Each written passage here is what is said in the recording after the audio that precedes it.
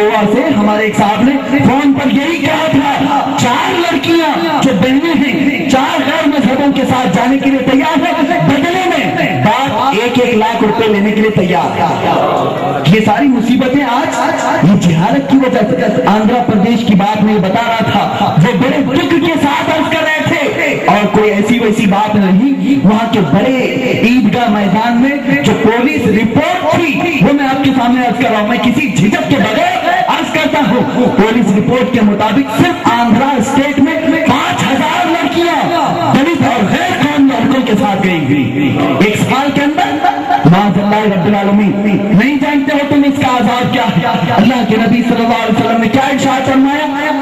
ایک مرتبہ خطبے کے دوران جلال میں ارشاد فرما رہے تھے، دیوس جہنمی ہے، دیوس جہنمی ہے، دیوس جہنمی ہے۔ صحابہ ڈر گئے، یہ کون دیوس ہے؟ کس کے بارے میں کہا جا رہا ہے؟ صحابہ نے پوچھا، یا رسول اللہ کس کے بارے میں آپ کہہ رہے ہیں؟ دیوس کون ہے؟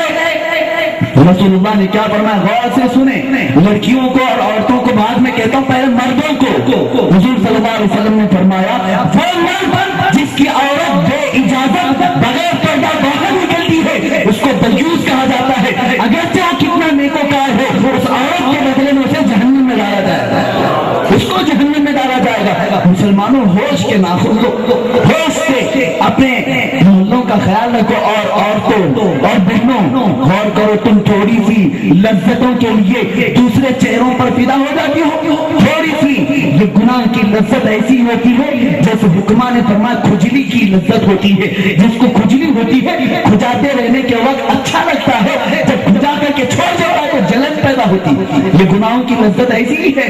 میری ماں اور بہنوں، اپنے فیصلوں کو کنٹرول میں رکھو کہ وہ عیاش اور اوباش نوجوان جو تمہیں چھیڑنے کی کوشش کرتے ہیں، یہ چہرے کے نوجوانوں کے تمہیں نظر آتے ہیں، حقیقت میں وہ انسان نہیں ہوتے، ان کی شکل میں شیطان تمہارے پاس ہوتا۔